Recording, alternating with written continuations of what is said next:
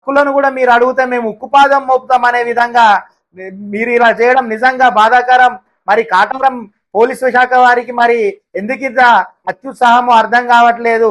రైతు ఆవేదనను కూడా చెప్పుకునే స్వతంత్రం లేదా మరి మండలంలో అని మేము అడుగుతున్నాం. ఈరోజు చూసుకున్నట్టయితే వాళ్ళు శాంతియుతంగా నిరసన చేస్తే ఆ నిరసనకు మద్దతుగా బీఆర్ఎస్ పార్టీకి చెందిన శ్రేణులు అక్కడికి వెళ్ళి మద్దతు కల్పిస్తే వారిపైన కూడా కేసు బనాయించడం నిజంగా మీ విఘ్నతకు వదిలిపెడుతున్నాం. మరి ఇక్కడ ఏ సమస్య లేనట్టు ఈరోజు రైతుల పట్ల ఇంత ఘోరంగా, ఇంత కుట్రపూరితంగా, ఇంత అణిచివేత విధంగా చేయడం జిల్లా శ్రీధర్ బాబుకి ఇది తగునా అని మేము అడుగుతున్నాం. అదేవిధంగా ఇక్కడ చూసుకున్నట్టయితే మరి ఈ రైతులు ఒక్కసారి కాదు, 2 సార్లు కాదు, మరి ప్రతిరోజు సంబంధిత అధికారులకు ఫోన్లు చేసి పొద్దున్న 4 గంటల నుండి మొదలుకుంటే ఇంత తీవ్రమైన ఎండలో మరి ఆ కళ్ళాల దగ్గరనే తిండి కూడా తినకుండా వేచి చూస్తున్నారు.